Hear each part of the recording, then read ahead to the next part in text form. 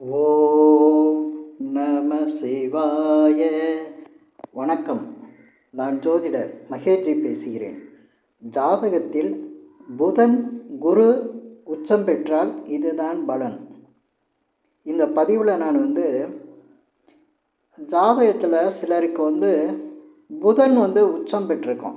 புதன் எங்கே உச்சம் பெறுனா கன்னி ராசியில் புதன் உச்சம்.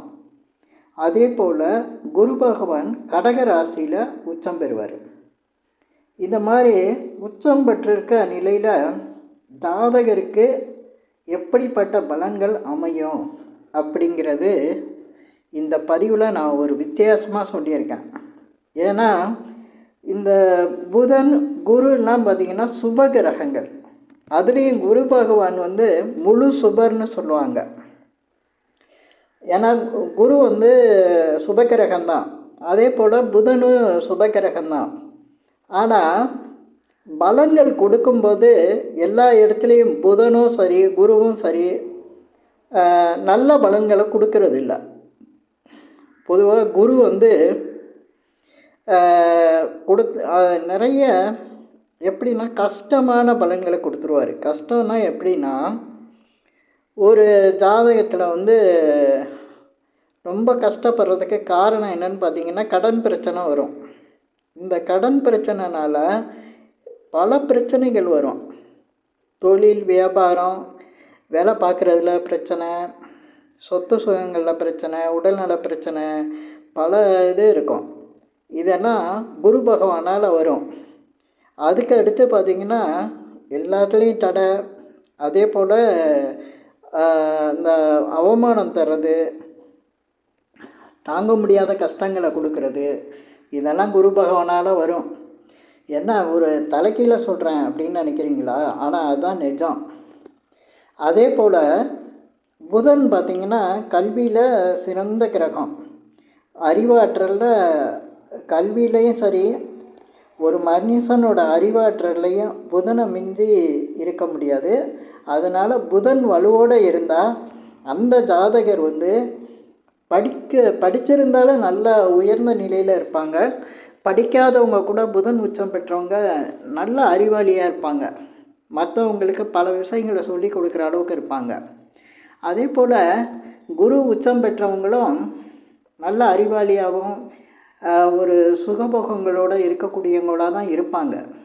ஆனால் இது ஒரு காலகட்டத்தில் அவங்களுக்கு மிகப்பெரிய அளவுக்கு பிரச்சனையை கொடுத்துருது.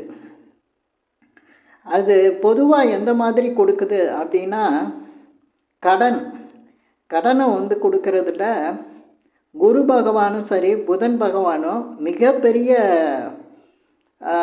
ஒரு அதாவது பலன் கொடுக்கறதுல குரு பகவானும் புதன் பகவானும் எவ்வளவுக்கு நல்ல பலன்கள் கொடுக்குறாங்களோ அந்த அளவுக்கு கடனை கொடுத்து கஷ்டத்தை கொடுத்துட்றாங்க. கடன் இருக்கிறவங்களோட நிலையை கேட்டால் தான் தெரியும் கடனோட கஷ்டத்தை பற்றி.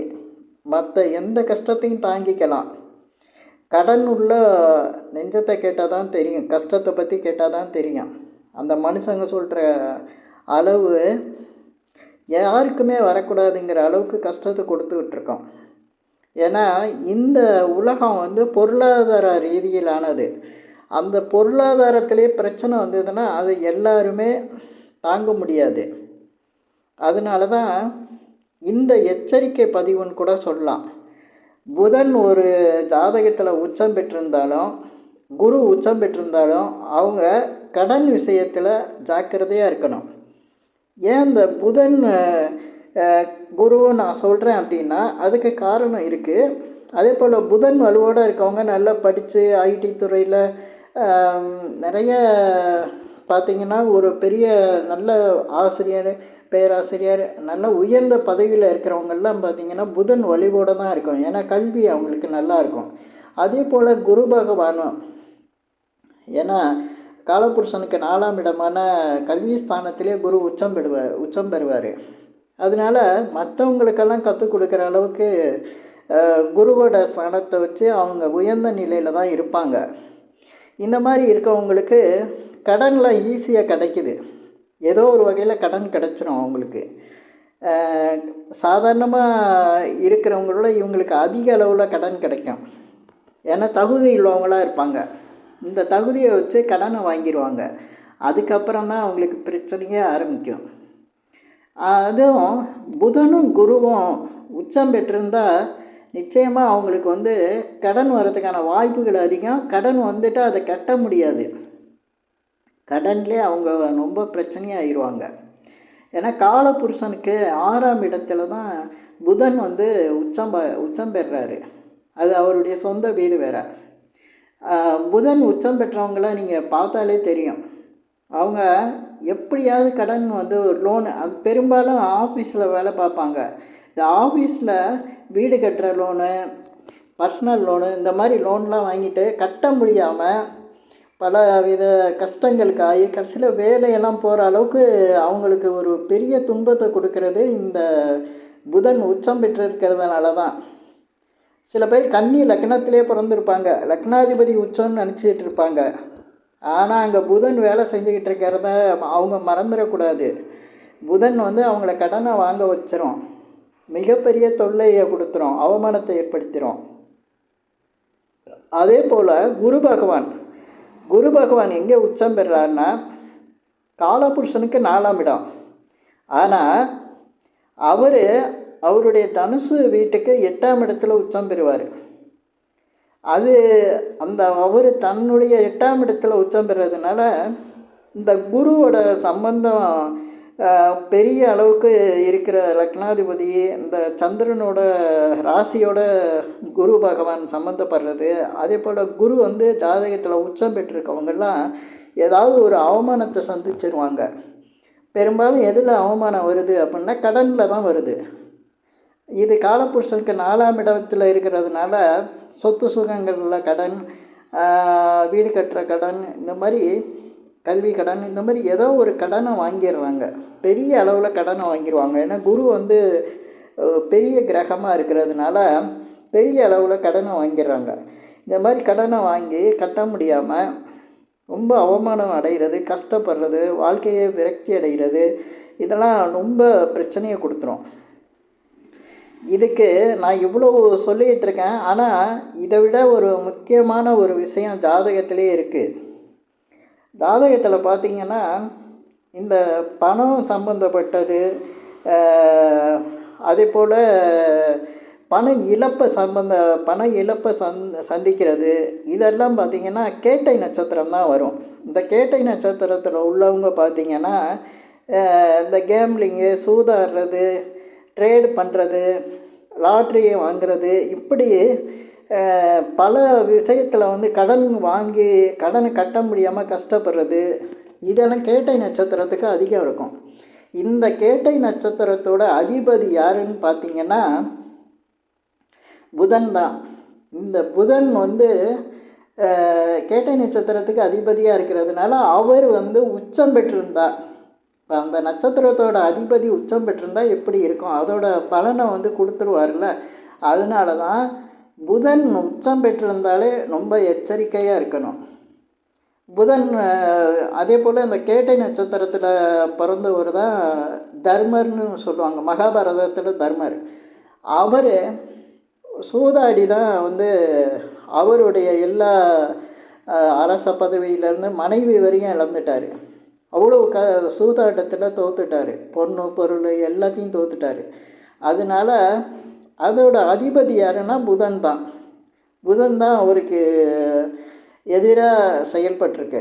கிரகமாக கேரக்டராக வேறு வரும், ஆனால் புதன் வந்து அவருக்கு எதிராக செயல்பட்டிருக்கு.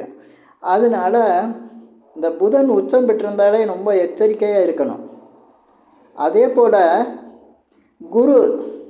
குருவோட நட்சத்திரத்தில் பிறந்தவர் பூரட்டாதி நட்சத்திரத்தை சொல்லுவாங்க. பூரட்டாதி நட்சத்திரத்தில் பிறந்தவர் தான் குபேரன்.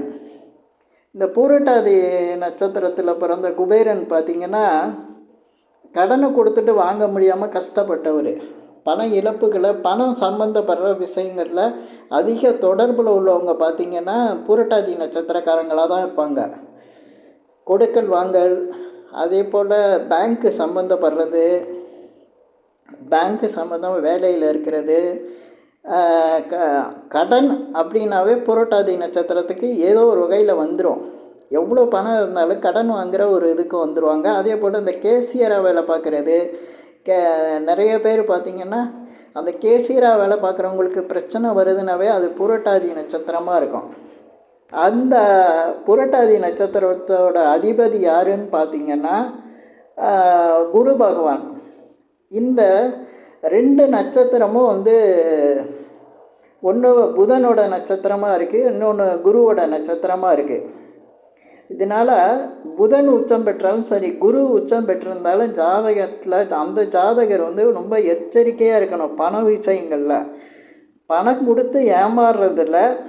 இந்த 2 நட்சத்திரமும் பார்த்திங்கன்னா ஏதோ ஒரு வகையில் பாதிக்கப்பட்டிருப்பாங்க.